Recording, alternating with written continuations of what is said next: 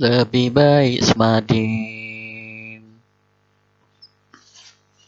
Fisika.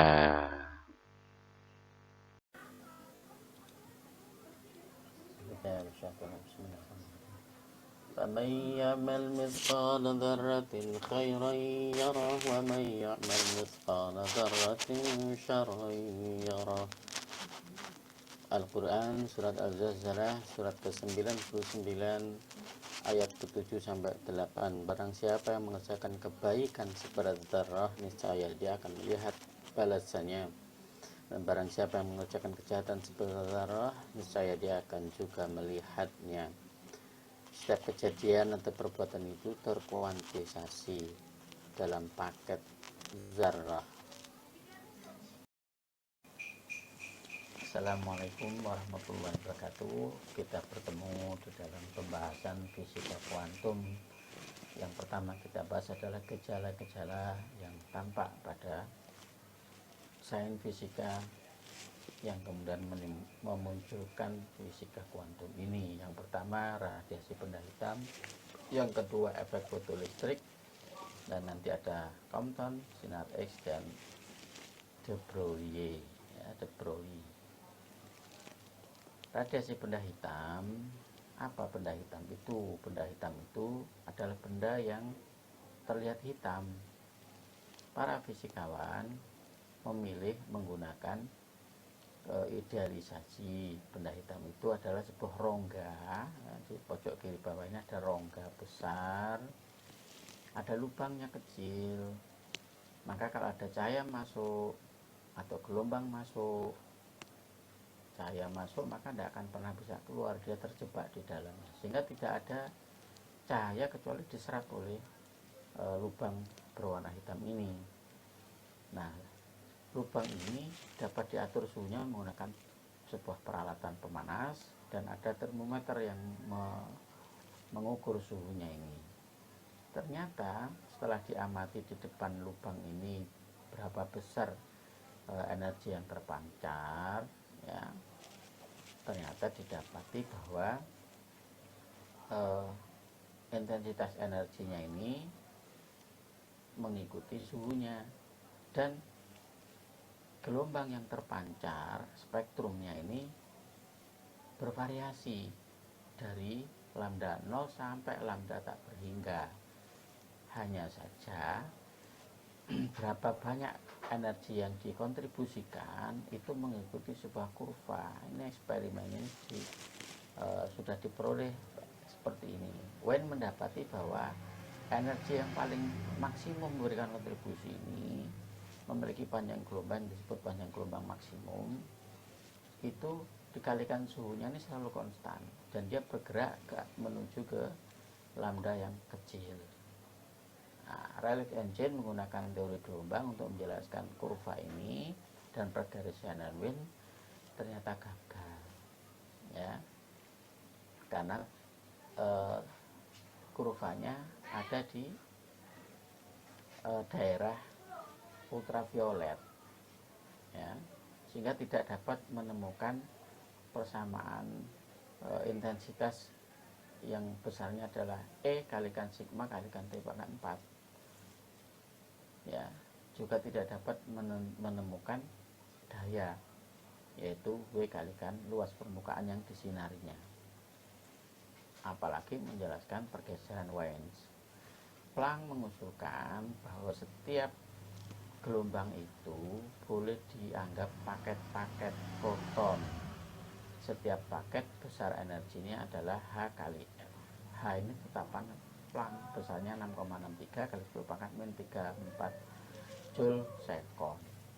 Berapa besar energi foton dikalikan frekuensinya. Nah, dengan pendekatan ini Planck dapat menjelaskan kurva intensitas maupun pergeseran Wayne dengan baik. Nah, dari sini muncul, wah, kalau gitu gelombang itu dapat dipandang sebagai sebuah kuantum, sebagai sebuah paket mirip materi, ya, mirip partikel. Gejala kuantum berikutnya adalah efek fotolistrik. Nah, di sini kita bisa lihat animasinya, ya. Ada cahaya masuk mengenai elektroda, ternyata ada cahaya meskipun intensitasnya besar tidak menimbulkan gejala munculnya arus listrik. Betapapun besar dan kuat cahaya itu dijatuhkan pada katodanya ini atau pada platnya ini, ya, dia tidak dapat menimbulkan listrik. Tapi ada yang sekecil sudah menimbulkan listrik, ya, apalagi kalau cahaya yang tadi diperbesar intensitasnya, maka arus listriknya makin besar. Nah, gejala ini, efek fotolistrik ini tidak dapat dijelaskan dengan teori gelombang, karena menurut teori gelombang mestinya semakin besar intensitasnya, semakin besar arus listrik yang muncul, tidak peduli berapa frekuensinya, karena energinya yang penting. Nah, disinilah sekali lagi pendekatan paket-paket energi foton oleh Planck ini berhasil ketika digunakan penjelasannya oleh Einstein. Einstein mengatakan bahwa energi kinetik yang dimiliki oleh elektron, dia memperoleh dari foton itu HF dikurangi HF0. HF0 ini adalah frekuensi ambang yang merupakan fungsi kerja dari seberapa besar energi terikatnya elektron itu. Jadi kalau ikatannya sudah lepas karena dapat sebagian energi dari HF ini, maka dia memiliki energi kinetik yang selanjutnya dia dapat bergerak, ya, dari kutub ke kutubnya tadi, maka muncullah arus listrik. Nah, untuk memastikan bahwa betul energi kinetiknya adalah setengah mv kuadrat, di sini dibalik tegangan listriknya dikatakan sebagai potensial penghenti, ya, maka diperoleh ternyata betul energi kinetik sama dengan nilai energi dari elektron yang biasa disebut dengan elektron volt. 1 elektron volt adalah 1,6 kali 10 pangkat min 19 joule.